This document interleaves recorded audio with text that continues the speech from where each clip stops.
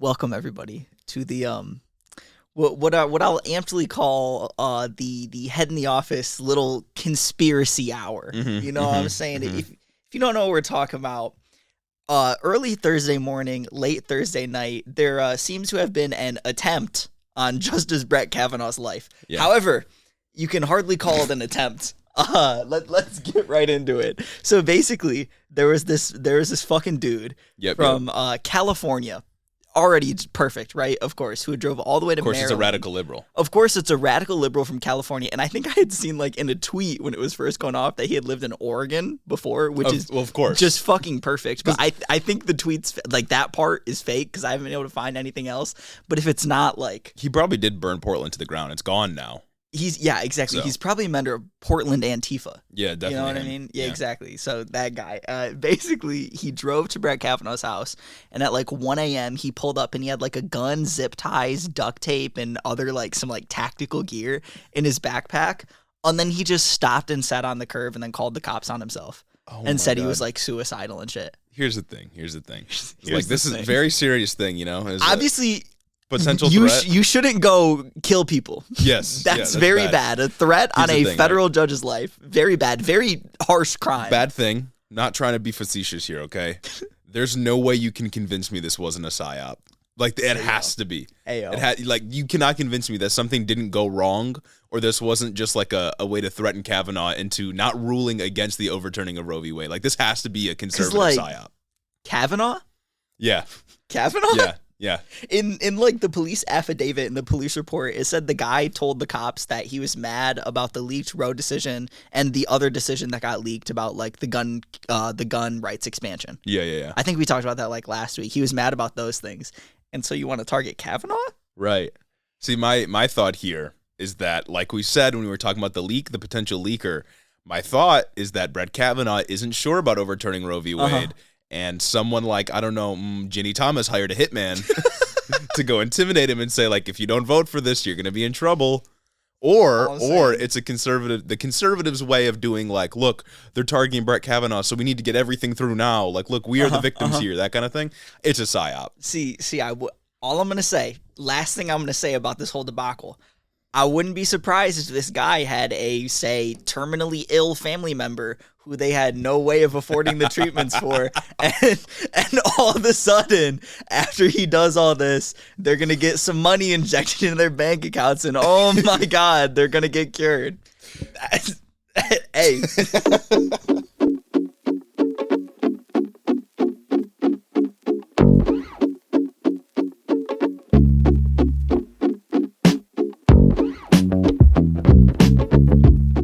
Welcome back to the show, everybody. Welcome back to the Head in the Office podcast. I hope you've had a good week because this news week has been ridiculous. Oh, God, it has been awful. It's jam-packed news week. Lots of stuff that we got to talk about today, including we got some midterm coverage. We got to talk about some dystopia from the Supreme Court. You know it. Some legislation and some Joe Biden communications strategy that we got to talk about. Then also the January 6th committee, of course. True.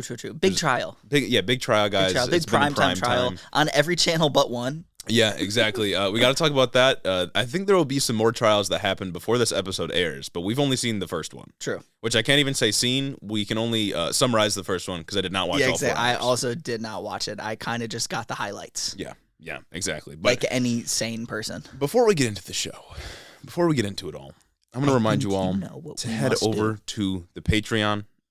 Patreon.com/headintheofficepod. You can become a patron, get early access to our episodes.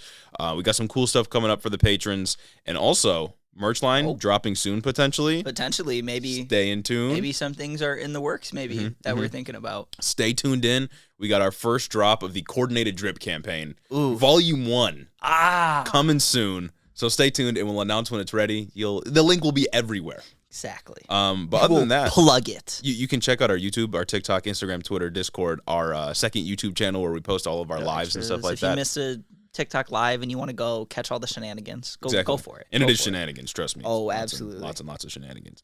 Another way you can help out the show, though, 5-star reviews on Apple. Those are always very appreciated. We got 2 to read today. If you leave one, we'll read it. If you don't, we'll be upset with you. I'll forget about you. Yeah, exactly. That's not praxis. First review here, loving it by, I think this is just like a keyboard smash. They say it's amazingly refreshing to hear leftists my age actually talk about issues in an informative and funny way. That's right. That's us. What can we say? That's us. I appreciate the brevity in these recent reviews. I do love it. Yeah. I do, especially this next one coming up. Next one is titled "Please" by Theodore Cruz. They say, "Here's your 5-star. Can I please have my cat back now?" No. Sorry, Ted. No. What we're doing is praxis. My enemies are ontologically Maybe evil. if you hit the Patreon. Yeah. Think about it. Maybe if you give us a donation from some of the money you got with the NRA, exactly. we can help you out. Give us a small loan of $1 million. Exactly. Maybe. Exactly. Anyway, moving on to some news. Before we get into all the stuff I listed, we got to talk about some out-of-pocket stuff that happened like yesterday or 2 days ago, something like that. Okay. So just a few days ago, as we know, there's pride parades going on across the country. Oh, yeah. It's Pride Month. Lots of people celebrating, even in conservative states like Idaho. Mm-hmm. And just a few days ago, law enforcement in Idaho arrested 31 members of the white nationalist group called Patriot Front on conspiracy to riot during a pride parade. That shit was actually insane. You see the videos of them like sitting there with their hands behind their backs, back straight up, like on their knees in front of the cops, with, like the zip tie handcuffs on them. Yep. I don't know what it is about that video, but I still got the impression that they were bootlicking while they were sitting there arrested with the fucking way that they were just standing straight up and being so fucking orderly. It's like they were being arrested in formation. You know what? It's like they said thank you as the cuffs were being put on them. I can't. Of course, officer, I'll listen to you. Of course, officer, you're so reasonable. Like I mentioned, Patriot Front is a white nationalist group, which you may say, like, how does that connect to LGBTQ? These things kind of go together. Yeah, exactly. You know, they're just hate goes with all hate. the bad things. Patriot Front's ideology, though, is that their ancestors conquered America and left it to them. So that's pretty cool. Wow. Yeah. Wow. Yeah. Wow. What explicitly happened, though, they're was probably like French. Probably. They're probably like French and German. What actually happened, though, was the group packed into a U-Haul truck, all 31 of them, and they were spotted near a pride parade in Coeur d'Alene, which is where someplace in Idaho. Okay, cool. Which is actually, it's a French name, so maybe they are French. Oh, wow. Yeah, they were all detained after being spotted trying to cram themselves into a U-Haul truck. The group was fully kitted out with riot shields, shin guards, and at least one smoke bomb. They had the riot shields on? Yeah, That's they had the riot crazy. shields with them. And the men in the truck were from like 10 different states. Like you had people from all over the country that were here to just like fuck up some LGBTQ people. Wow. In Idaho. Wow. So that's pretty cool. There were also some paperwork that showed the group was intending to cause some trouble and violence at the rally, which, you know, you can kind of make that one-to-one connection anyway. Yeah. But they had like explicit plans to do so. And one of the leaders that were arrested was actually someone who helped organize the Unite the Right rally in Charlottesville, Virginia. Oh, that's so cool. Pretty cool crossover event. Just in case you needed explicit Nazi connections. Yeah. There you go. There you go. And this actually isn't the only hate that this Pride event has received, because there's been various religious groups that have been nearby just like trying to pray the gay away, basically. I'm not surprised, like doing songs and prayers and stuff. There's also a motorcyclist club that was encouraged, I guess, like by their leaders, to hold guns and, quote, stand against the Pride parade. Wow. Yeah. Wow. Yeah. So that's pretty fucking wild. This is fucking crazy. I don't know why we just like allow this. I don't know why, like, obviously we don't, but I don't know why general Americans just like tolerate shit like this. Right. You know what I mean? Yeah, you should just stage an armed protest in front of this. You should just intimidate them with guns. Yeah. Why do we let that happen? I don't know. Police came through this time, like one of the few times they've actually come through for the LGBTQ community. But it's very clear that there's still a lot of hate out there. And it's pretty awful. Absolutely fucking pretty terrible. insane. Continuing with the Nazi connections, let's move over to Seattle. Right? Okay. So there's this police chief in Seattle who has just paid $1.5 million in like a settlement with his department because he was fired for displaying a Nazi insignia in front of his door. They don't care. Fucking insane. This fucking police chief put a Nazi insignia above his door. And other reports say that he was just like, he would just flippantly joke about the Holocaust just at work as a fucking cop. He would just be a Nazi as a cop. These are the people that call themselves red-blooded Americans, freedom lovers, all that kind of thing. Did they forget that we fought against the Nazis or something? Mm-hmm. Like we were the ones fighting the fascists. Like you can say what you will about how America is now, how we're kind of falling to fascism. Yeah. But like back then, at the very least, we were the ones fighting the fascists. You know what I mean? Exactly. Like we've never been a good country by any means. And it's like you can't even say it was that far back then because this guy had been with the department for 3 decades. decades. Oh my God. For 3 decades. And then he was originally given a 2-week notice. And then the board decided, hey, maybe that's not enough. Maybe we should get rid of this guy, which should have been your first thought. Yeah, maybe our police officers that have a monopoly on violence basically everywhere they go shouldn't be actual Nazis. Yeah, maybe Nazi cop should be a little bit of a red flag. A little more of a red flag than a 2-week reprimand. Your stance is too political. You know what I mean? Sorry. And because they had apparently like doubled back on their like decision to actually, no, we don't want to unpaid leave. We want to flat out fire you. They were sued for it. And dude won. And won $1.5 million for being a fucking Nazi in a position of power. I love our criminal justice system. Isn't it just the best? That's a meritocracy right there, right? That's America. Right? Everybody who gets wealthy earns it, right? They all deserve it. They're all good people for being wealthy. Holy shit, dog. I love it when our state-sanctioned death troopers can just actually be Nazis. Yeah. You know, policing is already, pretty far right, pretty fashy in many places in the country.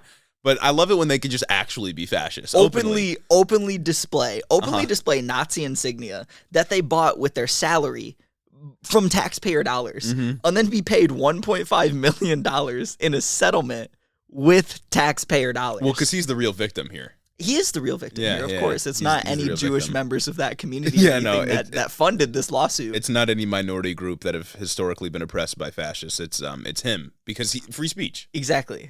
Free speech. White genocide. It's actually like the further you go up on the political rungs when it comes to like power and authority in the United States, the less beholden you should be. You know what I mean? Agree. Like the more rights you should have. Everyone at the bottom shouldn't have rights. And everyone at the top should be able to say literally anything. The more money you should get when you are just blatantly evil. Yeah. You deserve more money and freedom the higher up in power that you go, rather than the other way around. Exactly. You should be held less accountable. I think these things should also be based on skin color. Oh, definitely. And purity. You know what I'm saying? We need to get the cop on the pod. We're basically giving him free talking points right now. This dude has like the weird, like this dude would not be white to fucking Nazis too. This dude's name is Derek. Obviously, that's a white name. Derek Kammerzil. I don't know what the fucking etymology of that name is, but that's not like white. If anything, you know what I mean? he'd be swarthy. Exactly, you know what I mean? Exactly. Just like when Ben Franklin said the Germanic peoples are swarthy, not white. Facts. He'd be Irish white back in the early 1900s. Right, exactly. Yeah, You know? We need to take those Irish people down a peg. You know what I'm saying?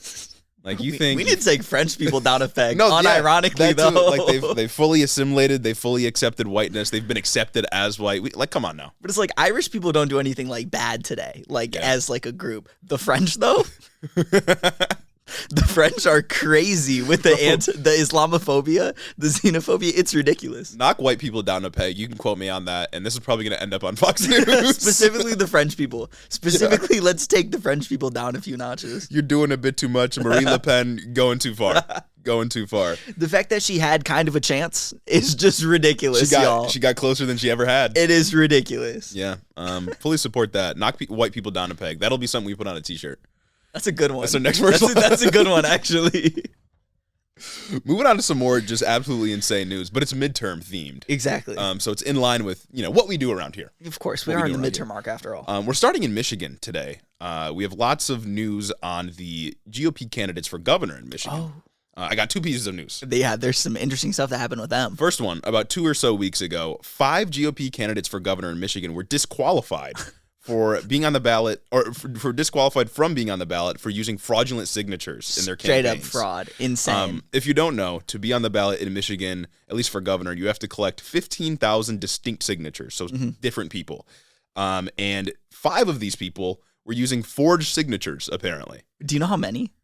Like how many of the signatures they collected were just wrong, bad? Do I have it in here? I think it was something around like 68,000. Oh, here we go. I have a quote from NBC. God damn. I have a quote from NBC. They said, quote, "The Elections Bureau concluded that 36 petition circulators submitted 68,000 invalid signatures in nominating petitions this year, forging the signatures of registered and unregistered voters alike in bulk. The petition circulators, who were paid by the signature, were frequently hired by multiple Republican candidates." What? Thousands and thousands of fraudulent signatures for the party that was crying and crying and crying about voter fraud. It is hilarious that half of the ticket, 5 of the 10, are kicked off for fraud. I think it wasn't one of the guys that got kicked off, the Detroit police chief. Yeah. That decided that guy fucking sucked. I'm so glad he did something illegal to get kicked off. I was just about to get into that. Amongst the 5 disqualified is James Craig, former Detroit City police chief. He was actually the front runner for the primary. Yeah, I know. I'm so glad. I'm so glad he did illegal things. He's already pledged to challenge the results in court. He called them partisan, of course. Their favorite thing, obviously. Every candidate that was kicked off the ballot is saying it's a partisan attack. Actually, rhetoric, basically. It's fraudulent to say that they did fraud. You know what I mean? Exactly. Like, that's the real election fraud going on. Well, because they're always the victim, despite them committing crimes and being hateful. Guys, they actually did fraud for my fraud. Nobody's talking about this. Not enough people are talking about Why this. isn't anyone talking about this? They won't tell you this. Perry Johnson, another hopeful who was pretty close to frontrunner, was also eliminated. Okay. If you live in Michigan, he's the rich white dude that has been appearing on literally every campaign ad you can find. Oh, very creepy looking dude. Yep. Okay. Yeah, he's had lots of ads because he's rich and he can old, fund his rich own and campaign. white on some Bloomberg shit. Yeah, on some Rick Caruso shit that we will get to later in the show. Okay. And then in another twist, second piece of news here, on top of half of the ticket being kicked off because of fraud, actual fraud. Yeah. In another twist, another candidate, separate from the five, was arrested in his home last week for participating in the January 6th insurrection. Dog, I saw that in the video. Wasn't he like, this is fucking war, baby? Yeah. This is fucking war. Let's go. Basically. His name is Ryan Kelly, and he's being charged with a smorgasbord of misdemeanors, including, quote, disruptive conduct, injuring public property, and entering restricted space without permission, amongst other things. Naturally, he's already called himself a political prisoner. Even though he was released without bail being posted, so he was just let go. And he also, if these charges stick, he will face up to 1 year in prison and a $100,000 fine, which seems pretty light for trying to, overthrow the government. Yeah, no, it seems pretty light for a riot at the fucking Capitol building. Yeah. And a little background on Ryan Kelly. Okay. He had previously helped organize the Stop the Steal rallies in Lansing after the 2020 election. And he was one of the guys that, do you remember back at the beginning of the pandemic, like literally like 2 months in, there were those armed militias that showed up in front of the Capitol because they really wanted Subway's sandwiches and haircuts. No, they were literally protesting about getting haircuts. Right. Yeah. Ryan Kelly helped organize that. I love how we're watching in real time the rise of a new subset of the Conservative Party that is rising to power strictly because they are organizing election fraud protests. Right. And just vile shit like that. Right. I mean, I would argue it's just an extension of what conservatives have already been doing. Oh, always. It's just a new sect of it. And the funny thing is that a lot of these Republican candidates, whether it be like all the way up to Donald Trump or people like Ryan Kelly or anyone, any psycho that's trying to get elected to school board, they're all appealing to very real frustrations, Yeah. People that are upset with the economy, people that are struggling, people that can't afford basic necessities. But their answer to that is like, look at how corrupt the current power structure is. Just put me in charge of the power structure. Yeah, no, literally. And it's like, while their frustrations are very real in that, yeah, these people are actually feeling that, they take advantage of that to further their own agenda instead of looking at the actual root cause of these frustrations, which is a fundamental misunderstanding of how reality works. You know what I mean? Right. Their answer is give me power and let me be corrupt instead. Exactly. Give me power and let me just vindicate this without actually addressing why you have these frustrations in the first place, which is miseducation. And then, of course, it's always coded in like, racism, misogyny, bigotry, all the stuff that they need to appeal to regular Republican voters that are absolutely brain dead because they have lead in their brains. Literally just a ball of lead in place of their brain. Anyway, he hasn't, this man, Ryan Kelly, he hasn't actually been a front runner the entire primary, right? Is he just now a front runner because everyone else got kicked off?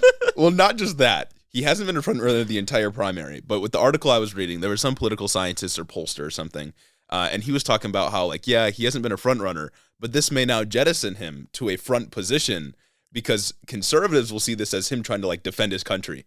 Conservatives will see this as like a rite of passage. That's so fucking cool. Because, he wasn't really in the headlines before, but now he's being arrested for something conservatives believe to be true. Dude, that's so fucking cool. He's going to get political clout for this. Isn't that crazy that you can just like lie, and the more you lie, the more conservatives like you? I love this. And just like side note, right? This dude, conservative politician, January 6th. I'm sure he's got to have a lot of anti-LGBTQ ideas up in that brain. Yeah. Bold of you to be anti-LGBTQ and have a girl last name. Right. You know what I'm saying? That's a little sus. You're saying, I'm sure he thinks that you shouldn't be able to change your fucking name on like official government documents. Yet he has a girl name. Pick one. Pick one. Ryan, Kelly, pick one. Come on now. That's also 2 first names, by the way. Exactly. That's even worse, honestly. Anyway, I just think it's really funny that literally a majority of the Republican ticket for governor has been faced with some legal action. Ryan Kelly's still on the ballot, and he still will be on the ballot even if he goes to jail because that doesn't get you disqualified. Yeah, he just couldn't vote. If he's convicted, he couldn't vote, but he could run. But as of right now, the 2 frontrunners have been kicked off for literally committing election crimes. And Ryan Kelly may win the primary from jail because he tried to do an insurrection on the Capitol. So those are the kind of GOP candidates for governor we got over here in Michigan. I can't wait to see him debate Whitmer. Yeah. Yeah. And just like talk about like, I don't know. He'll be like, oh my God, you were almost assassinated. Why didn't you let me get a haircut? Yeah. Fucking ridiculous. You were preventing Americans, like red-blooded, freedom-loving Americans from getting haircuts, and that's fucked up. Oh God, bro. It reminds me of that one girl in Texas who called an Asian man an enemy of the people for being Chinese. Dog, if Gretchen Whitmer can't win this election, like, given the field of Republicans that she has to go up against, like, maybe it's time to move. Maybe it's time to transfer out of state real quick. Anyway, we got to go westward now to California. Okay. Because we got to talk about the LA mayor's race. This has been heating up. The first round of elections just ended, and there's going to be a runoff pretty soon. I heard that it's kind of awful. Yeah, it is actually very awful. Excellent. Like I said, the election just ended. It was 12 people in the field. Nobody reached 50%, so it's going to a runoff election that'll take place in November. Excellent. The 2 top vote earners were Rick Caruso with 42% of the vote, and Karen Bass, who is a current congresswoman actually in the House, with 37% of the vote. So nobody reached the majority, got to go to a runoff. Like I said, Karen Bass is a current U.S. representative. She was actually considered for the VP slot for Joe Biden. Fairly progressive person, right? Okay, cool. Your average, like, liberal progressive person in California. Okay. Rick Caruso is literally a Republican billionaire, but he's running in the Democratic primary. And I'll explain why in just a second. But he's doing the Eric Adams. Yeah, no, that was the point I was going to make. Is he's doing the Eric Adams. He was literally a Republican up to 2019. Oh. And then he switched to an independent and then filed as a Democrat right before applying to be on the ballot for this election. Wow. So Dog is literally just a Republican. He's doing the Eric Adams. And I'm sure that conservatives are calling him a communist. Yeah.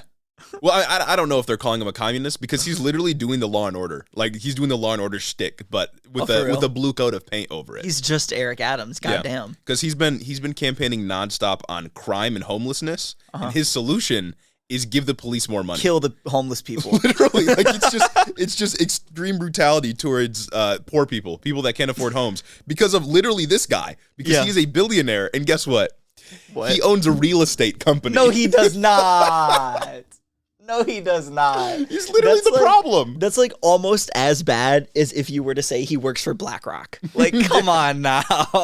Like, he's complaining about homelessness, which it is a real problem in LA. Yeah. He's complaining about crime, which is perceived to be a real problem in LA.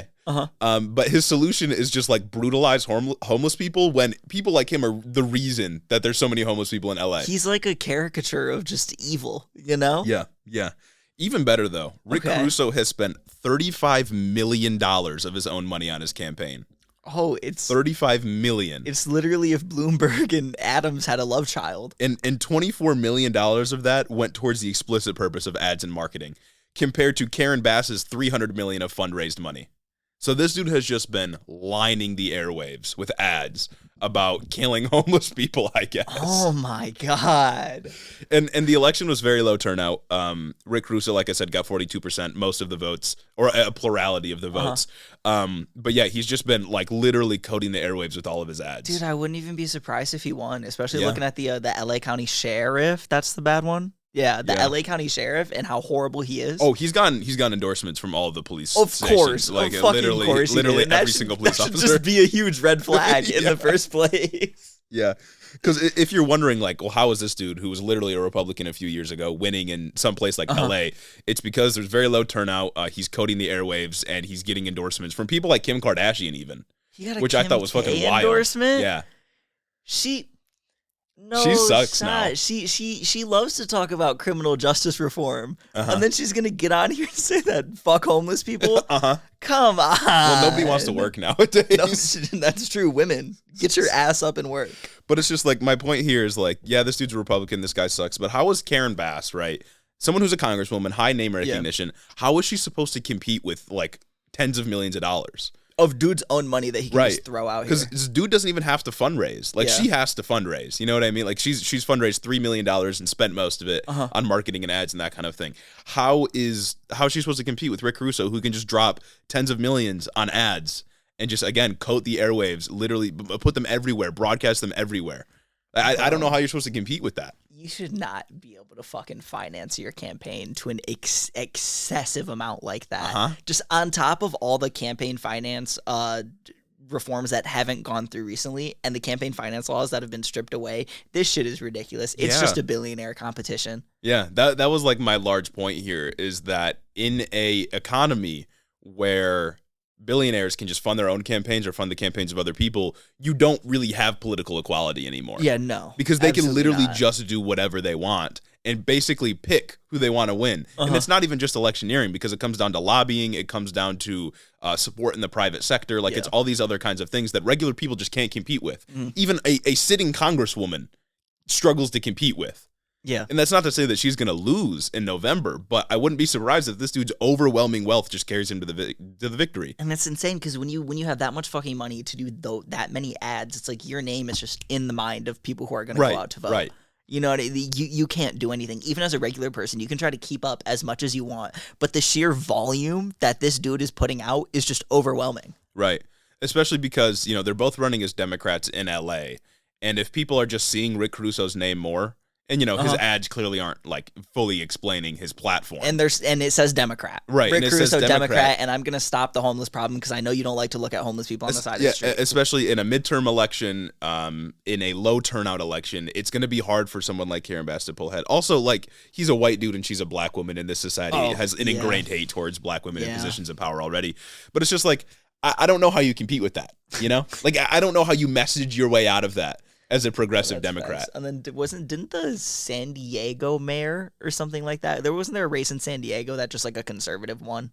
Something like that. There was also, I think it was a district attorney in San Francisco, I want to say, that was recalled, a progressive San Francisco district attorney, because fear-mongering around crime has just gone up immensely. Oh, and it's like, how are you supposed to do progressive reforms when everyone's like, I literally feel like I'm going to die in my home? You know what I mean? You're going to fill up DA's offices with more Kamala Harris's. Right. Like, come on now. And I don't want to, like, this isn't evidence that, like, progressives are going to face some reckoning sometime soon or anything like that, because there's still progressives winning across California and across the country. But the truth is that if you are competing against someone with billions of dollars, even, again, as a sitting congresswoman, I don't know how you get yourself out of that. Yeah. Like, it's a tough spot to be in, because, like, you can rely on your name recognition. People have elected you to office before in LA, but I don't know. I don't know how you do that. This dude is going to trick LA into just voting for a conservative like Eric Adams did. Like, that's all this is. He's going to fearmonger. He's going to say, I have all of the solutions and no one else does. And then he's just going to brutalize homeless people. Because, like, that's really what it is. And it's like, what do you do now that weed's becoming legal? Yeah. Now that weed's becoming legal, it's likely to become federally legal, not soon, but like kind of soon. At some point. The slow march of progressivism will get us there. Exactly. Weed's likely to become federally legal. You criminalize homelessness. Like, it seems like that's what they want to do. Right. Like, that's most of the rhetoric has been about homelessness. Like, specifically, it's like, I'll get the homeless people off the street, wink, wink, if you know what I mean. And it's like, I think in crowded cities like LA, when people see homelessness, I think in their minds they just connect it to criminality. Yeah. Because that's what we're conditioned to believe. Yeah. We're conditioned to think, like, if there's homeless people on the streets, that's correlated with an increase in crime, which, like, statistically, I don't know if that's true. It might be. Yeah. But even so, it's like, it's very easy for someone in LA, a conservative, a Republican in LA, to campaign on, there's this massive increase in crime because people can look out their window and see homeless people without making the connection that it's not their fault that they're homeless. Yeah. There's more than enough space, more than enough apartment buildings, homes in LA to house these people. The problem is that none of the elected leaders, whether it be federal, state, or local, want to do anything about it. Especially the fucking dude that owns the real estate company. Literally. Come on now. And California is rampant with NIMBYs. Yeah. Like, there's a shit ton of NIMBYs in California. Oh, yeah. Like, liberal NIMBYs that just make the whole thing so much worse. Yeah. Like, he's the cause of the problem, you know? Like, I don't know. how I don't know what other message you can use other than this dude's literally the heart of the problem. Like you can't call him Trump. I wonder like how much Trump property he's fucking sitting on right now. I can't wait to see more and more Republicans just start to run as Democrats and liberals just shit themselves not knowing what to do now that they can't call them Trump. Yeah. Now that they can't use their number one strategy for the past 2 years is this guy's Trump. Mm-hmm. And like I don't want to bail Karen Bass out for this or anything, but when I was reading about this, I saw Karen Bass also advocated for a small increase to police budgets.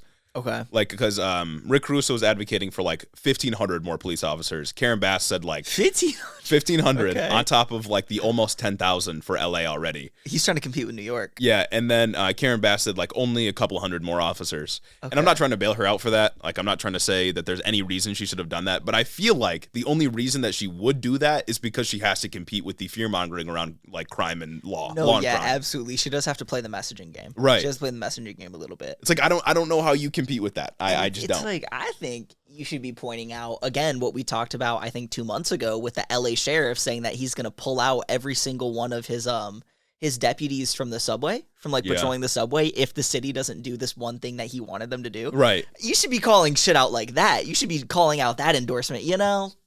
Like, I feel like maybe police officers shouldn't play politics. I feel like maybe they shouldn't have immense political power like that. Like, as a police officer, your job is literally to do what you're told. Like, you're supposed to shut the fuck up and follow orders. Maybe you shouldn't get to like withdraw support from a public area just because you don't like what someone's doing. You shouldn't doing. Be able to just stop. Maybe that's kind of wild. I absolutely love how we joke about a lot. How we could go undercover in a Republican primary and win. Yeah. He's literally doing this, but the other way around. Oh, yeah. Maybe we should. Maybe somebody should do that. We should do the Eric Adams, but for the Republicans. I could literally get on there like, oh my God, they tried to cancel me for my podcast. I had this one Brett Kavanaugh cold open and they tried to cancel me. Culture. And now I'm in. Yeah. Yeah. So anyway, it's not as if Karen Bass lost by like a ton. It was only like 5 percentage points. But I guess we'll see. Primary too. I guess we'll see how it goes in November. Last bit of election news that we got for today, though, is in Alaska. It's actually a throwback to a cold open we had about Santa Claus. Callback. Right now, Sarah Palin is in the lead. Damn. And to advance the runoff, because there's like 50 people running in this election. Okay, there's like 50 people in the state. Yeah, right. It's everyone in the state running Alaska. For election. In order to advance, you have to be in the top 4. Okay. Okay. And I don't know like what percent that will break down to once all the votes are counted. But right now, Sarah Palin's in the lead, and Santa Claus is in 6th. He's in 6th right now. And only 55% of the ballots have been counted, but that looks like it's going to be a tough margin for him to make up. It's kind of crazy. Alaska is like deep red. Yeah, it is deep red. Deep red state. And there is one Democrat in the top 4 right now. I have no idea who this person is. And there's also one independent that I don't know what party they belong to. Probably both conservative, let's be real. Yeah. But Sarah Palin's right now in the lead with like 30% of the vote total or something like that, which is pretty crazy because she has like insane name recognition. So not very surprised, but literally our fingers are crossed for Santa. Facts. Our fingers are crossed. I'm praying for Mr. Claus out here. Yeah. But now over to some very much less lighthearted news. You know what I mean? We're going to talk about how your rights are literally being taken away from you actively. It's like a twofer this last 2 weeks. First, you can be killed on death row if you're literally innocent. Yep. Just because the state said so. Innocence isn't enough. Exactly. And now your constitutional rights just don't matter anymore. People, new loss of rights just dropped. And it's again from the Supreme Court. Again, SCOTUS did a very bad thing. Again, shouldn't be a surprise. Basically, the SCOTUS pod. So basically, a couple of days ago, the Supreme Court ruled to strip away, basically, they shot on this precedent established in 1971 in Bivens versus, I think it's 6 unnamed federal agents. I believe that's the course. In this Edgert versus Boole decision, they gave Border Patrol agents immunity from lawsuits pertaining to violations of your constitutional rights. Insane. They said because the Constitution doesn't it protects you by these things. Like we'll use the 4th Amendment for an example because that was the contention. That's basically what's up for grabs here. Exactly. The contention here is that basically this dude, he said a Border Patrol agent arrested him with excessive force. Straightforward excessive force violation. And the Supreme Court said, yeah, you can't personally sue him though. That's so fucking wild. You can no longer personally sue Border Patrol agents specifically for Fourth Amendment violations and general constitutional rights violations, because while the Constitution gives you those rights, the Constitution says, well, they can't do these things. They can't unreasonably search and seize your property and do unreasonable force against you. It doesn't outline a way to protect those things. So the Supreme Court said, we're not going to do it. And we're actively going to take away another 50-year precedent that was the only thing establishing your right for that. Yeah, Bivens, the court case that originally gave you the ability to sue Border Patrol agents, or really, I think it was just like any federal agent. Yeah, they gave you the ability to sue any federal agent personally for violating your Fourth Amendment rights is just fucking gone. I love how they can hide behind this veneer of being an originalist and just undermine every single right that our founding fathers laid out in the Constitution. No, literally. And it's like, I want to read a quick quote from Justice William Brennan, who was a justice in the Bivens decision, right? Back when the Supreme Court actually did a couple good things, back in the 70s. He said, power, once granted, does not disappear like a magic gift. When it is wrongfully used, an officer who acts unlawfully in the name of the United States possesses a far greater capacity for harm than an individual trespasser exercising no authority other than his own. That's based. And thus, there must be a meaningful remedy to ensure that officers do not abuse this power. Yeah. What? Yeah. Like, come on, that is perfectly sound constitutional reason. That is perfectly sound with the Fourth Amendment, perfectly sound with judicial review, a thing that the Supreme Court can do. Right. And they said, nah. Yeah. But no, though. The Fourth Amendment protects you from unreasonable searches and seizures. Yes. What's the fucking point of a right embedded within the Constitution, embedded within the Bill of Rights, if there's no consequence for violating it? What's the point of having that right if a cop or if any federal agent or if a Border Patrol agent can just stomp all over it? While it's still technically illegal to do these things, like say you were unreasonably, your property's unreasonably searched. They couldn't use anything they found as evidence in like a court because it was still illegally obtained. But there is nothing in place to reprimand that officer who did the bad thing now. Functionally making it illegal. Legal. Functionally making these things legal. Right. Because what's the point of saying like you can't do this and then having no consequence assigned to the behavior when they actually do it? Oh, but there is a consequence. While they can't be personally sued, you can still file a complaint with the government. You can still file a complaint with their agency, and they can do an internal review, which then can't be questioned by a judge in federal court. Yeah. Like, come on now. Yeah. Come on now. Imagine you just get absolutely brutalized by Border Patrol. Yeah. You just get your ass beat. And then you file a complaint, and you never hear anything ever. I think it's a pretty mask off thing that this is Border Patrol. You know what I mean? That's like explicitly listed in this court opinion. It's pretty obvious why it's Border Patrol. Yeah. It's because they want to be able to brutalize brown people and kick the shit out of them whenever they want. And isn't within the ruling like it's a 100-mile radius from any border? Yeah, because that's Border Patrol's general jurisdiction. Okay. So the entirety of Michigan, of the state of Michigan, a Border Patrol officer can just fucking brutalize you. Right, which is just insane. It's like millions of people in South Texas, just like half of California, just can't do anything about this. It's insane. Dude. But it's like not only is it just you can't bring a Bivens lawsuit to you can't sue a Border Patrol agent for violating your constitutional rights. Again, the party that beats it to the Constitution. In Thomas's decision, he also made a new rule stating that if there's a new Bivens lawsuit that's being brought to court, and it is any different at all than the original Bivens case or any previous Bivens precedent, then it can just be thrown out on those merits alone. That's just qualified It's immunity. Literally the qualified immunity thing, and we know that that's bad. But it's like qualified immunity on testosterone, like on steroids. Qualified immunity, but the Constitution. It's like qualified immunity, but in Ohio, it wouldn't be allowed to play women's sports. You know what I mean? Like, that's what this is. Little joke for you all. Exactly. But exactly. This is like, let me just like put this in plain terms. It is conservatives, because this was a 6-3 decision. Conservatives all voting for this. It is conservatives who claim to love the Constitution and want to interpret the word of the Constitution how it was originally meant to be interpreted. Which isn't real. Yeah, which also isn't like a real legal philosophy. But it is those kinds of people that say they are originalists that are taking the rights away of the original, taking the rights that the original people, the founders, put into the Constitution. They're like if that one kid from, say, like your history class in 7th grade, the technically ass motherfucker, got a position of power in the highest court in the land. You know what I mean? Well, technically, this fact is actually... Shut the fuck up. And it was 5 of his homies up there, too. Exactly. Clearly, there were some things that were implied. You know what I mean? Right. Clearly, it's implied that someone who violates your constitutional right... What's the point of having a right if they can't be protected?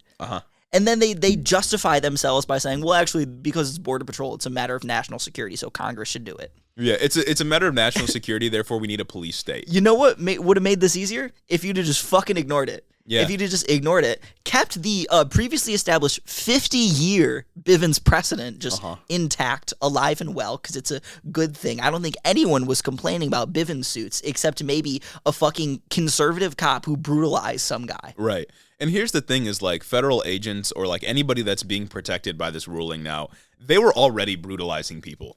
Like, they already didn't give a shit about your rights. All the time. They were already getting away with a ton of shit that you could never do anything about. And now the Supreme Court said, like, let them do even more. Let them go God mode. Exactly. Being a Border Patrol officer means you can literally do anything to anyone you want if you're inside their home. Like, you have no Fourth Amendment rights anymore. It's fucking ridiculous. And I think it's funny that Thomas made this new rule about Bivens suits that's basically just qualified immunity 2.0, electric boogaloo, you know what I mean? Yeah. And then he used that rule proactively to justify this ruling.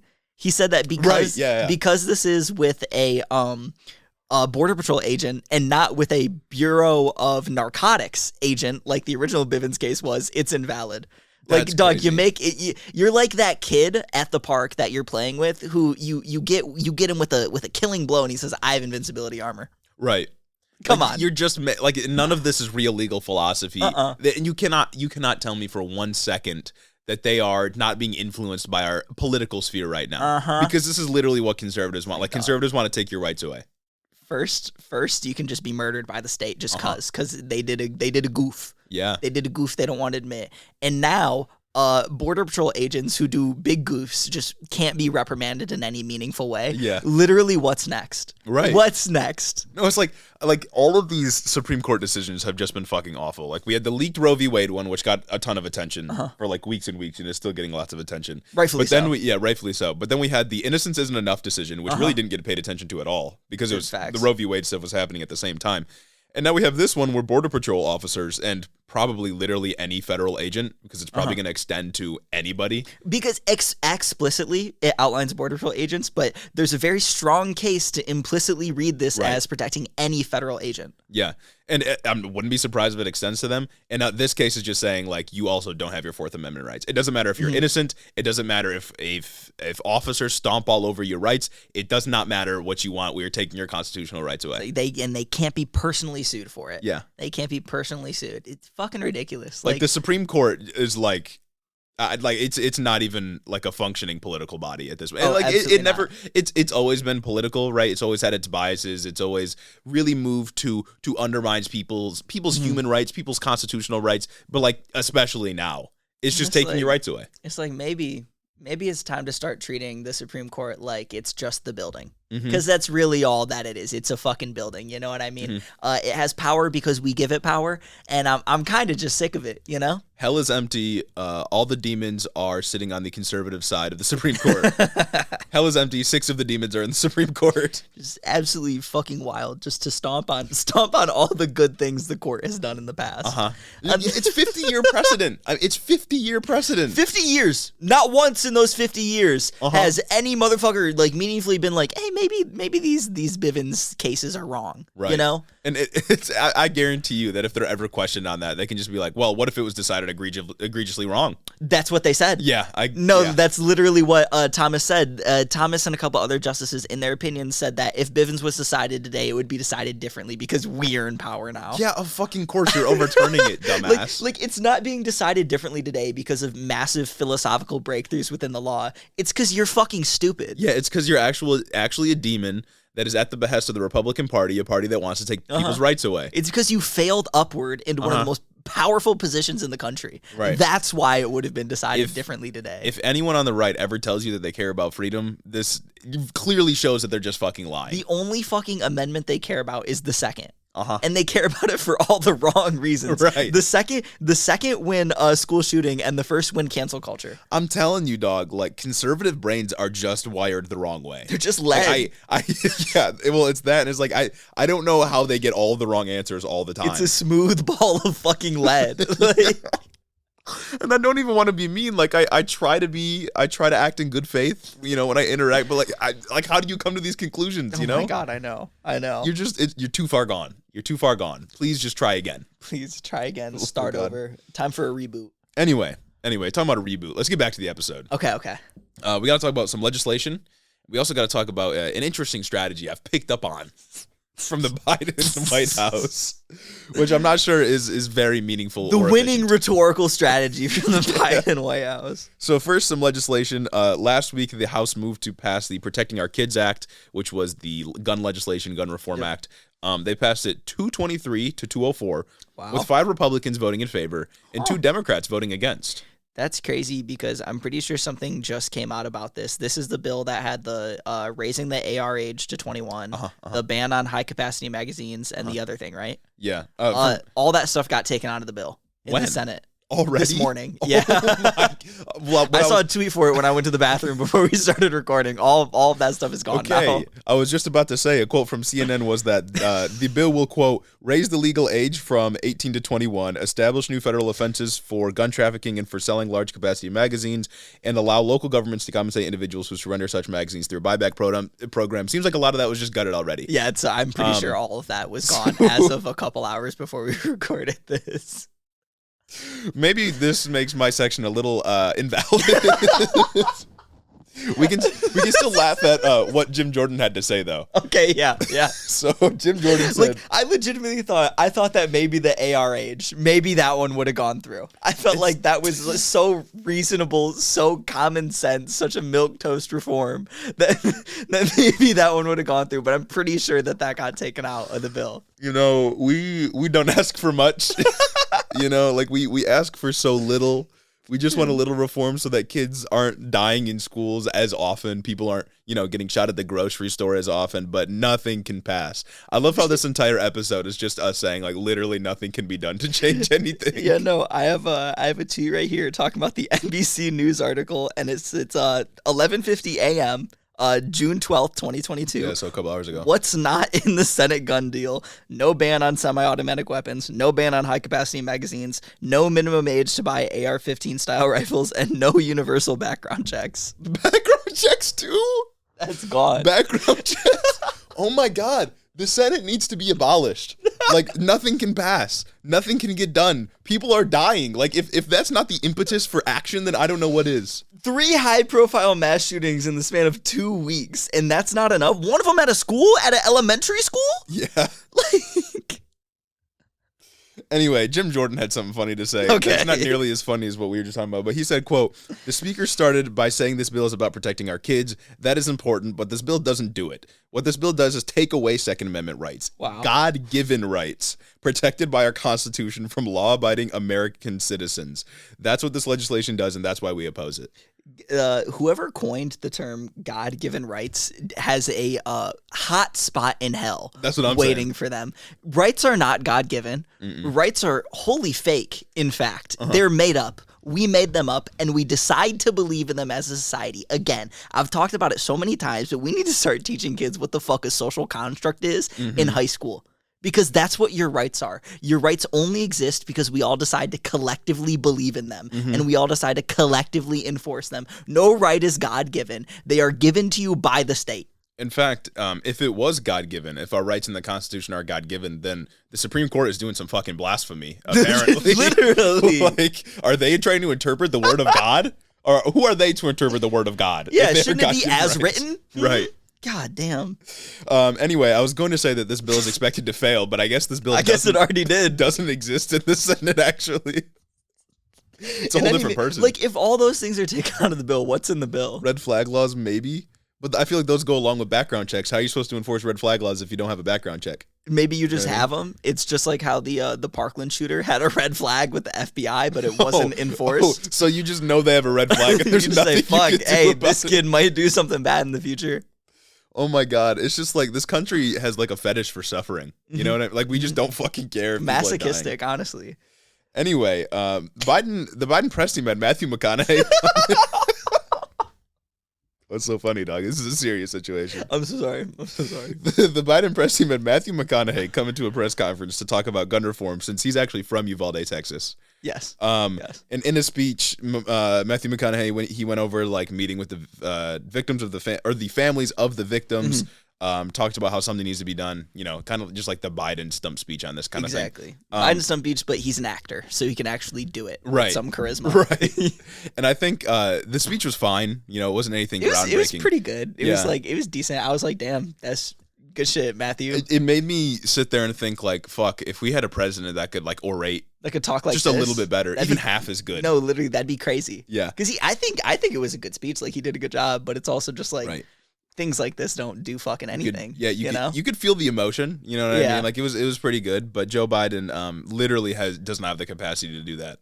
Joe Biden doesn't have the capacity to do that. Liberals don't have a capacity to win the Senate in November, so it's like just fuck. Again, I think it was fine, but it probably isn't reaching Republicans, and even if it did, they don't care if kids die. They're just gonna make fun of it. It left me feeling empty for the wrong reasons. You know what I mean? Not because of his performance, but because of everything surrounding it. Another like celebrity thing that Biden did though is he had BTS come to the White House. So the picture of him doing the heart thing. Yeah.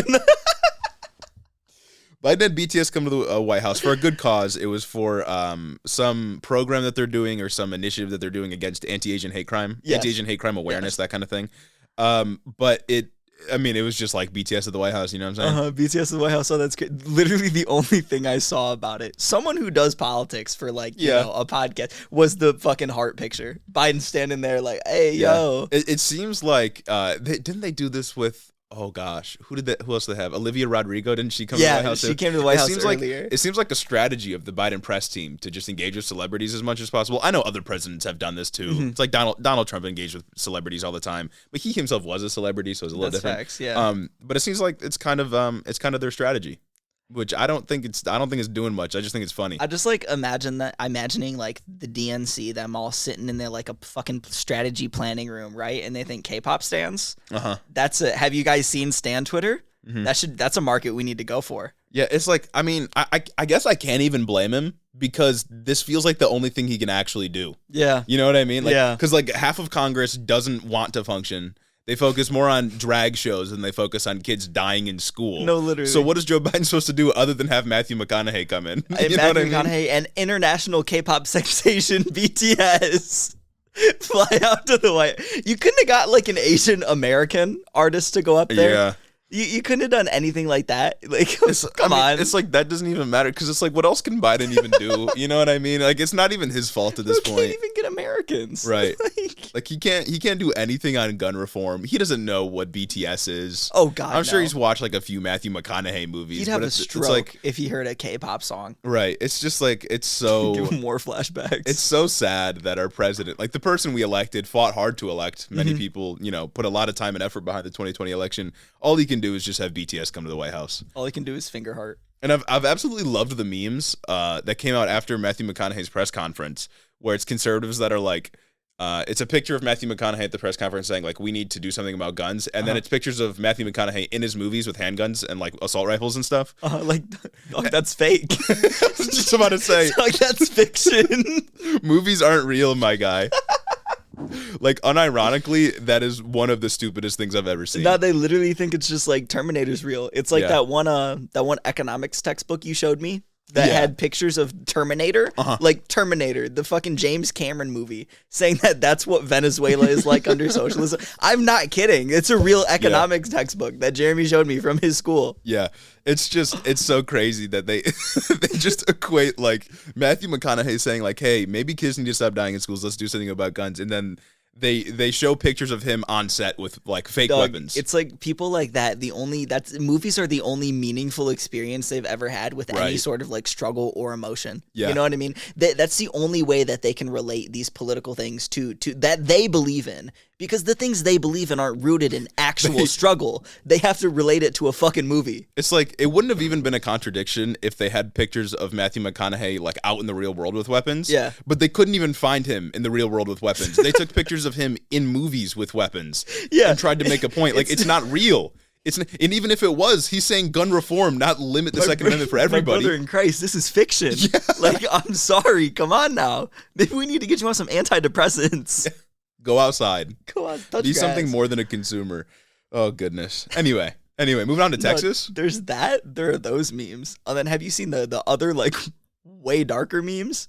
The ones where he's holding, like, the picture of the little girl? Oh, no, I haven't. And people have been memeing that, too, and it's like, dog. Oh, no. I haven't seen any of those, but that's awful. Yeah, that shit, insane. I've seen, Alec Baldwin's gotten an insane amount of hate recently. Poor dude.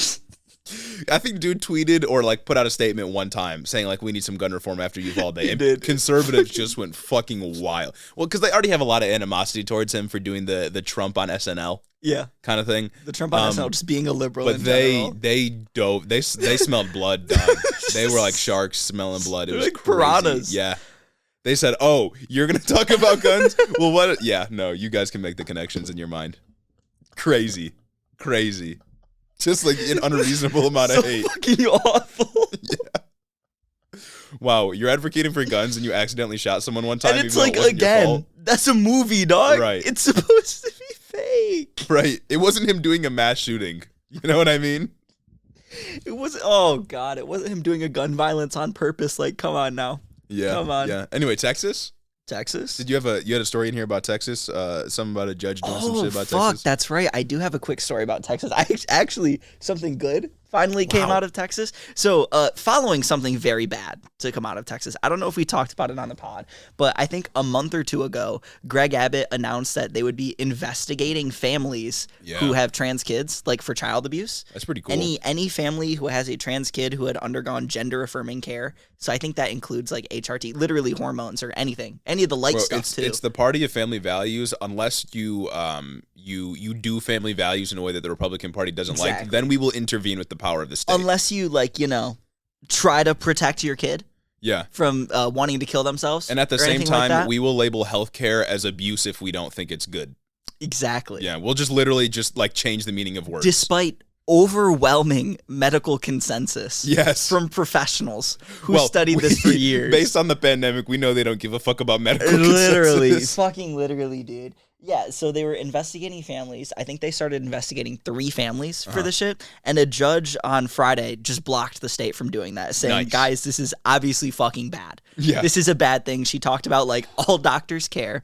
And I just wanted to highlight something good finally coming out of that one state. That's nice. Especially because when news of this broke, some actual transgender kid tried to kill themselves. Yeah. When Abbott said it. And it's not surprising. Your ideas are literally killing people. Well, because it's like gender affirming care isn't just transition surgery. In fact, there is nobody under 18 in the country that's getting transition surgery. Unless it's some insane edge cases that I'm unaware of. But this isn't something that you can't as a 13-year-old go to your doctor and say I want to be transitioned. Exactly. Without talking to parents, that just doesn't fucking happen. Right. Even if you're older, even if you're say 25 years old, it takes a long time for you to actually go through that process. A lot of steps because you got to be sure about it. And this isn't happening with kids. And it's correct me if I'm wrong, but isn't all the instances of any medical thing happening without parents? Isn't it once you're 16?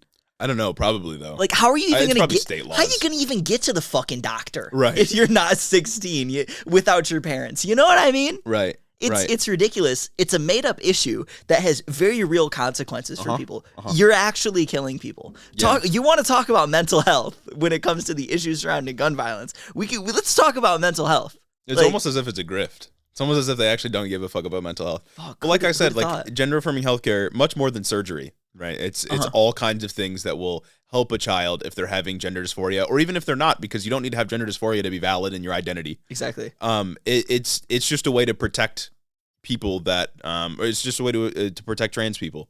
Yeah. And Republican Party hates trans people. But no, the Republican Party loves looking at I believe it's less than 1% of all trans people ever to have detransitioned.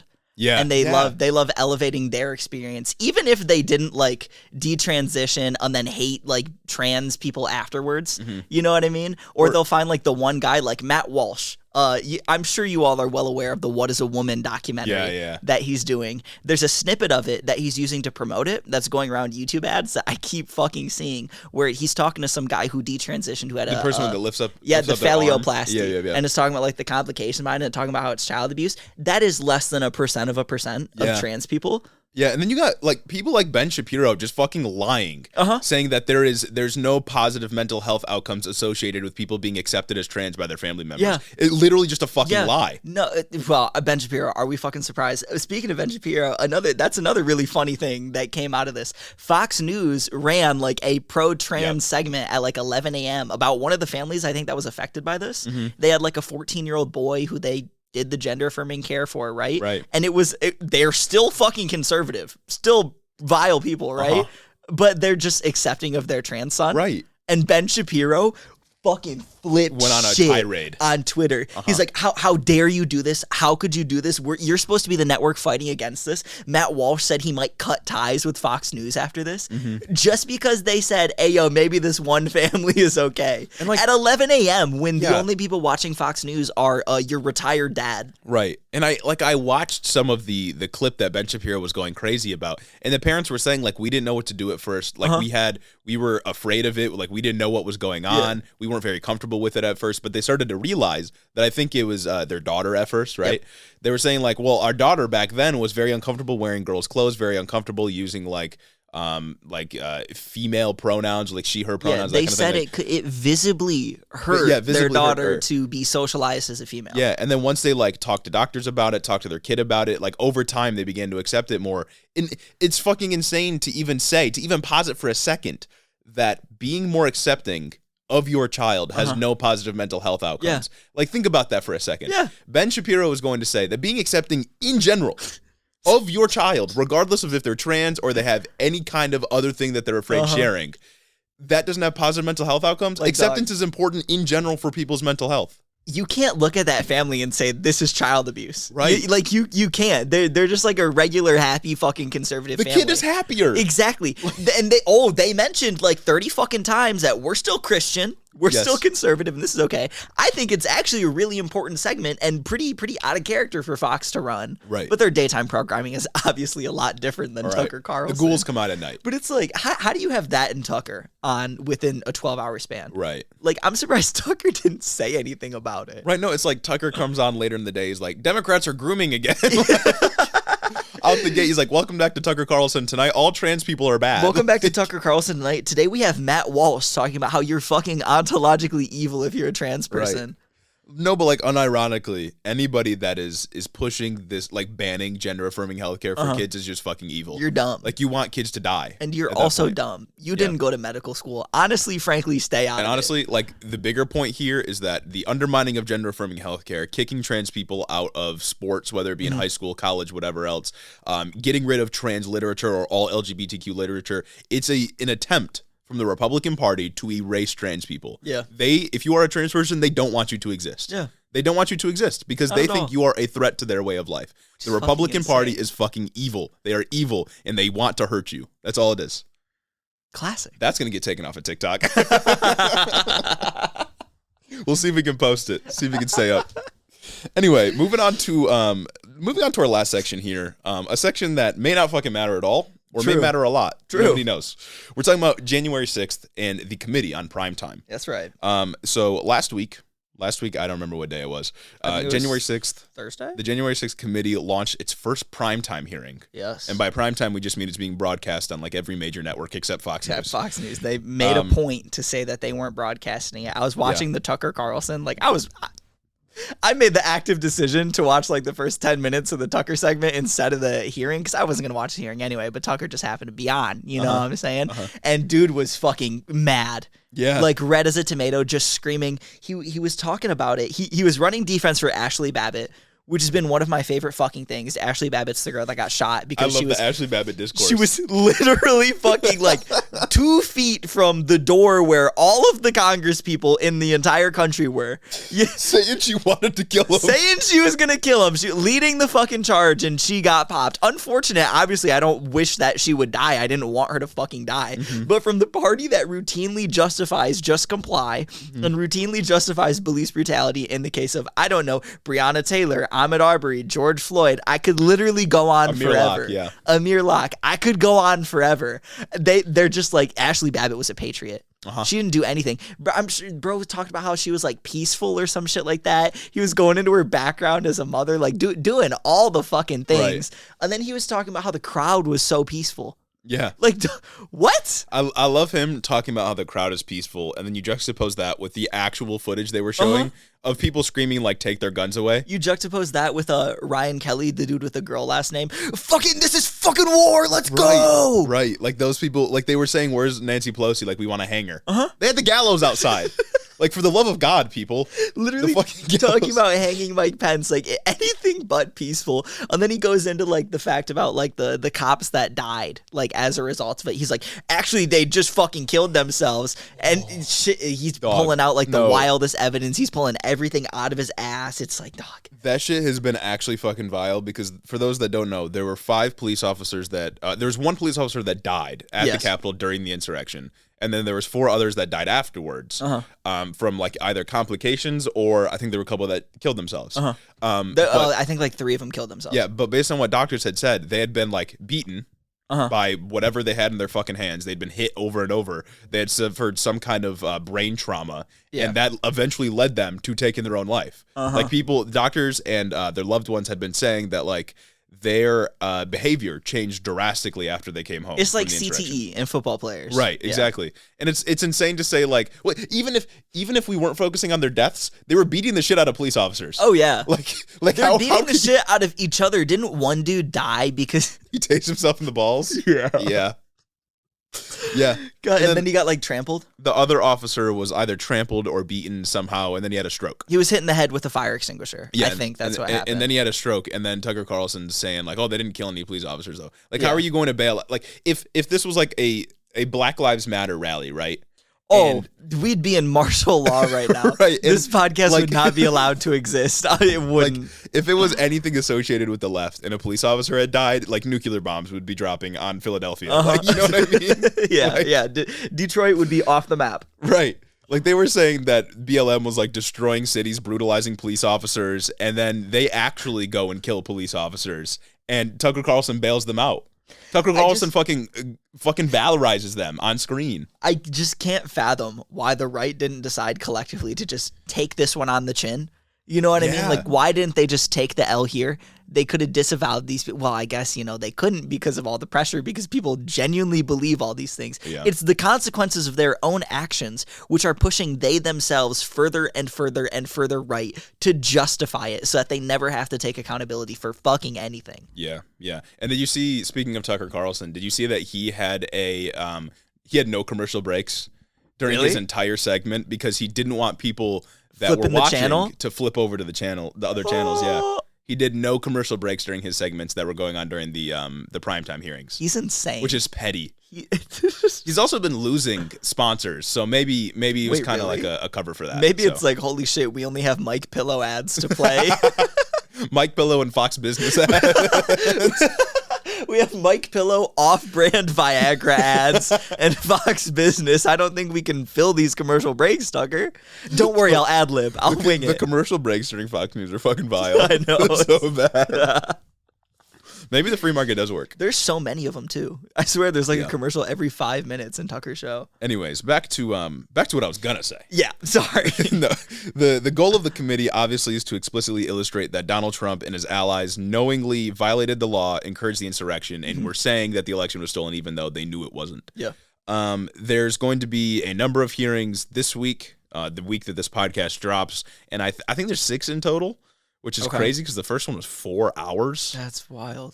So lots of hearings, lots of info that will be dumped. A lot of it we already know, some of it we may not. We actually learned some stuff at this most recent one. Some crazy stuff, actually. Yeah. It started off with long speeches from Liz Cheney, who's literally been deified. Who's awful. Like she's being treated as a fucking god. It's crazy. Yeah. For doing honestly less than the bare minimum. The bar is in hell and she's still somehow below it.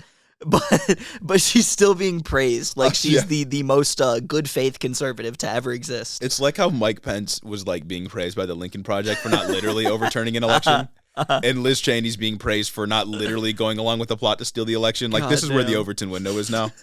But I also had a speech from Benny Thompson, who was the Democrat, obviously on the other side of this. They went into some testimony from Capitol Police officers. Ivanka Trump was actually there. What? Virtually, she was there. Okay. And then somebody who infiltrated the Proud Boys, funny enough. So I think it's probably the most interesting testimony. Like a Fed? I don't know. I think they were just like a filmmaker, like a documentary person. Okay. But the officer, Carolyn Edwards, was one of the first people to be attacked by rioters. Yes. Obviously, she didn't die. She's here now. But she was one of the ones at the fence telling people to like back up. Like, you know, there's every member of Congress is inside the building. You cannot do this right now. Every member of Congress and the vice president of the United States is in the building. You cannot go in there. And the video was basically rioters picking up the fence and like slamming it on her. So yeah, she got messed up. God damn. And she also said she remembers like seeing her friends bleeding. She remembers like slipping in blood as she was trying to like make her way into the Capitol or make her way to stop these rioters. Holy shit. So absolutely crazy. Just like it was a violent mob. And then Ivanka Trump testified for a while. The most interesting thing she did, though. What did she have to say? Like, why is she there? One of Trump's close allies. She worked in the White House, and she immediately sold her dad out, like right away. Because she was asked something along the lines of like, do you think that the election was stolen? And if you don't think it was stolen, when did you stop believing it? Because she obviously was saying that at some point. And she said, as soon as Bill Barr, previous attorney general, came out and said that the election wasn't stolen, that the allegations are false, she said she believed that, which was pretty early on. Yeah. So she immediately said that, yeah. That was like a week later. Yeah. Didn't Bill Barr turn like in December? Bill Barr, yeah, I don't remember exactly when he started pushing back against Trump, but at one point he did say that the election isn't stolen, and there's a video of him saying like all of these allegations are bullshit. Like he says that, and Ivanka Trump said, as soon as Bill Barr had told me that the election wasn't stolen, I believed him because she like trusted him as a person or whatever. That's Bill Barr's obviously a terrible person, but we also learned that a lot of other Trump aides, not just Ivanka, had been telling him like, you lost the election, it's over. Like legal experts were telling him this, and he knew, and he didn't give a fuck. He kept going, which pretty like we obviously we knew that Trump is at fault for the insurrection. We already knew that, but pretty blatantly spells out that Trump is at fault. I think it's also wild Ivanka doing all this because she's got her own shit to worry about with Jared Kushner and his $2 billion from the Saudis. Right after Ivanka testified, Trump was, I think, probably on like Truth Social or some shit, saying that she was like confused. Saying that like she wasn't in the room when they were talking about how the election was stolen. She doesn't really know. Just like they're just turning against each other. I love it. The grift is fucking insane. Yeah. And then Nick Quested, this dude who was a filmmaker that was following the Proud Boys for a time, gave an interesting testimony because he was testifying that the Proud Boys and the Oath Keepers, like, because they're collaborating a lot of the time, they took the stand back and stand by from Donald Trump on the debate stage as an order. And it also increased the recruitment numbers, which is fucking insane.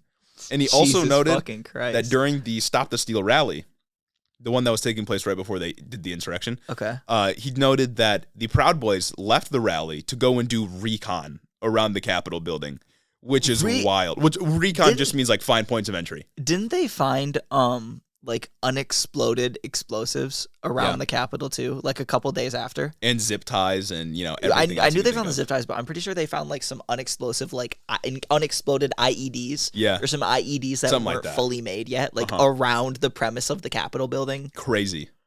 God damn. I love it when we just legitimize basically fucking terrorist organizations. I don't care to be uncharitable toward a Proud Boy or an Oath Keeper or someone in the Patriot Front because they're bad. They're just bad. Yeah. They're white supremacists. Like they'll tell you they're not white supremacists. They say they're just like a brotherhood, just an organization. Like they're white supremacists. They'll say they're not white supremacists. They'll appoint a token to be the president. Shout out Proud Boys. Then he was a Fed though. Then he was actually a Fed. It was a Fed. I forgot about that.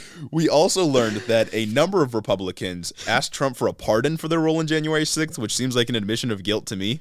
I think it seems like an admission of guilt, yeah, but I think we're at the point with the Republican Party to where that's not going to literally mean, that's literally not going to mean anything to their base, because they're just going to spin it to say that, oh, we did this because we knew the liberal mob would come after us. Right. So we had to try to secure this while we could to cover our own asses. Yeah, it's going to exactly be what the narrative is. And Scott Perry, who's a Republican in the House, is the only one that we know asked for a pardon. Okay. I think like 6 more? Something like that. I think Jim Jordan asked for something. It wasn't a pardon. It was something else that the president Shout out do. Jim Jordan. But Donald Trump said no to that. But we've known that one for a while. Scott Perry, we now know about. And there's a couple others that asked for a pardon, which is literally an admission of guilt. But again, as is the case with literally all of this, it's not reaching the people that it needs to. The people that are invested in the election fraud conspiracy are already fucking too stupid to be saved when it comes to information like this. And that's why I'm kind of salty about these hearings. So I'm like, I don't know what it's really going to do for, like, materially. Right. I still think they're important. Like, I still think the information's important. Right. But it's just kind of like, fuck, Yeah. I'm a doomer. That's the thing is, like, they didn't have any choice, right? They had to do this. Yeah. And I'll remind you that Republicans were offered half membership on the committee.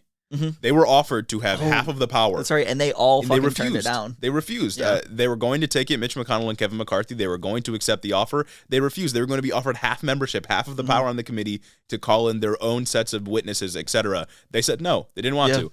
And we only got 2 Republicans on the committee, and now they're able to call all of this just a massive witch hunt, which, of course, their base buys into. I think it's really funny that while the hearing was going on, I think it was Jim Jordan, but it could have been some other conservative representative, was tweeting, where's the hearing on baby shortage, on the baby formula shortage? My brother in Christ, you voted against that. Like we had 2 bills that went through the House, and you may have voted for one, but you definitely voted against the other one. Exactly. Come on. Yeah, no, it's like I said, for archival purposes, this does matter, and obviously it's important that there was an insurrection. And it's like, but my attitude surrounding the January 6th committee, just like this hearing in general, was a lot worse leading up to it. But some of the shit that came out of here, like the pardon stuff, the other stuff, it's like, goddamn, if they keep this up for the other 5 hearings, I don't like, and nobody changes their mind, we're beyond saving. We're beyond saving. Right. I mean, it's crazy. And it's like I said, this is a really big deal. I wish more people took it seriously, especially those that are like farther on the left that really don't give a shit about this. But at the same time, I also wish that liberals could come at other issues with the same energy. You know what I mean? Yep. Like, imagine if we could have hearings that lasted like years for things like the housing crisis. Yeah. Or for things like, I don't know. Like literally union busting, the or fucking wages. Housing crisis. Yeah. You could have done something like this for that. You could have actually had a fucking witch trial for the people that ran the big banks. You could have got the people on Wall Street. You could have done something for real to make sure that nothing like this happens again, and to make sure that the public understands why these things happen. If we could do these type of hearings for every huge issue, I think people's faith in government would be a little bit more restored. Yeah. But now it's only for the issues that the general public perceives to be as optics. Right. Because that's all that this really is to people. Yeah, like a lot of Republicans will agree with you that there's a problem with housing, that the housing crisis is really bad. There's a problem with wages. You know, they don't like their boss. It's because there's not enough market. Right. And like a lot of them, you may be able to find agreement in a lot of economic policies, even if you don't agree on the solutions. But this is strictly viewed as a partisan thing, which it isn't. You know, like the Republican Party tried to do an insurrection. They are anti-democracy. They do not give a fuck about people having the right to vote. But like I don't know who this is convincing, unfortunately. It's just the state of politics right now. I don't really know what the impact is. But I get, we'll continue to report on the information as it comes out. But got to. Tough stuff continue in America. To make a little bit of jokes here and there, you know what I'm saying? So that's a lot of news this week. There's also more news that we just didn't get to. For real. We had a listener let us know that there's some fucking ghouls in the Illinois governor's race that we got to get to. Oh, true. We could hit that next week. Yeah, we could definitely hit that up next week. The election isn't for 2 weeks, so we got some time to make sure we cover it. We will hit that next week then. Yeah. There's the America Summit that's happening right now. In California. I'd be lying if I said I knew what was going on with that. I'm going to have to look it up. I think it's a summit for like all the countries in North and South America to come and meet and talk about like energy policies and like I don't know, climate policies. The only thing I know is that I think the representative from Haiti that they brought in became president because of illegitimate means, and they used that same excuse to deny like other leaders of other Latin American countries from having access to the summit. I know Joe Biden explicitly didn't invite Venezuela. Yeah. And I know the president of Mexico he agreed for his country to be represented, but the president didn't actually go. And the president of Mexico is like a left guy. Like I think he'd be like comparable to a Democrat here. So I guess not left. But you get the idea. Bro, so that's crazy. Speaking of Venezuela, going on one of those end of episode tangents again. I remember my senior year, right? You remember the senior writing class that we had to take? Like the advanced in air quotes writing class. One of the big projects I had to do was write, I believe it was a 3-page paper. Wow, 3 pages. Yeah, advanced writing. I had to write a 3-page paper about whether or not, the prompt was whether or not the U.S. should engage in a coup in Venezuela. Indoctrination of our youth, though. No, but literally, Did you say yes? No, I said no. I said no. Although I was apolitical back then. Your inklings of leftism were showing through. Exactly. I was a John Oliver fan, and so I knew a little better than to say that we should engage in a coup in a foreign nation, right? Every once in a while I think back to that paper and I think I did not know what the fuck I was talking about. I did not have any of the necessary background to be able to give an educated opinion on this issue. And I think I still got like a 90 on the paper too. I can guarantee it was not well argued. Obviously, I had the right position saying that we shouldn't engage in a coup, but it was not well argued. Right. I didn't know what the fuck was going on in Venezuela. I don't think I had ever heard about anything ever happening in Venezuela until I had to do my own research for that. Right. And you know how many kids said we should do a coup? Like that assignment legitimately formed their fucking like opinion about this issue that they then will go to hear about like years later, that we hear about all the time now. Like when they enter the political world. Yeah. That's fucking insane to me. Yeah, the indoctrination that takes place in our schools is not for leftist values, people. Absolutely wild. Also in the news, though, that we didn't get to, did you see that Milo Yiannopoulos was hired by Marjorie Taylor Greene as an intern? No An unpaid way. intern. What? For those that don't know, Milo Yiannopoulos is some like British right-wing grifter that was like that ran on the grift of being like the gay conservative, and now is the anti-gay conservative. He used to do the Christian Walker. Yeah. Where he would say like, "Oh, I'm gay, but like I like boys, but I'm not gay." But then he did some like weird pedophile shit. Yeah. Yeah, I can't remember the details of that, but I remember it was weird. He had a YouTube video like justifying pedophilia. Yeah. And then he got canceled. Not a good look. And then he did said he did conversion therapy, and now he's like magically not gay anymore. Yeah, he's asking people to pray for him. Yes. Now he's making some, I don't know if it's documentary video series, whatever it is, of him being an intern with Marjorie Taylor Greene. So that's some just fucking wild news. Bro, it's an interesting life, to say the least. And then a not so funny news story we didn't get to is that a American journalist was literally murdered by the IDF. So that's crazy. Oh my God, yeah. Yeah. Yeah, that was wild. There's a lot of complicated details surrounding that one. I know like CNN basically confirmed that the IDF did it. And then New York Times came out and said, "Oh my God, we don't know who did it." Yeah, and I saw there was, I don't know how long ago this was, but I saw earlier today there was this clip of some reporter that was questioning Antony Blinken, the Secretary of State. Okay. And she was saying, like, this is now the second American journalist that has been killed by one of our allies. Jamal Khashoggi was killed by Saudi Arabia. And then now this journalist was killed by the IDF in Israel. Yeah. Like, why are we not doing anything about this? Why? Like, there's plenty of evidence to suggest that it was their people that killed our journalists. Like, why is nothing being done? Why do we not take action against these countries? And Antony Blinken was just like, well, we'll go where the evidence leads us. Like, it's like we just don't give a fuck when people when our own people are killed by our strategic allies. It's like in these instances, hot take, I know. In these instances, I legitimately preferred Trump's way of doing things because at least when he was pressed on the American journalist killed by the Saudis, he said, we have a business relationship with them that we don't want to fuck up. Yeah. He literally said that. Well, that'd be bad for business. Right. At least like it kind of like you could open up the blinds and see what's really going on in the government. Yeah. But now it's just like, well, we'll look at it. We'll look into it a little bit. Like, at least Donald Trump is explicitly awful. You know what I mean? Like, we can tell he is terrible. Exactly. And liberals are awful, but they want want to act like they're good. It's the enemy you know. It's like that Malcolm X quote, right? I just saw that this morning. Yeah, Malcolm X, I can't remember the exact quote, but from he was an interview. Conservatives are awful, but liberals are awful, but they'll pretend to be your friend. It's basically what it is. So that's not great. Maybe we'll have to talk about that next week if we get some more info out on that. Anyways, that brings us to the end of this episode of the Head in the Office podcast. That's right. That brings us. If you liked listening, you can go and become a patron.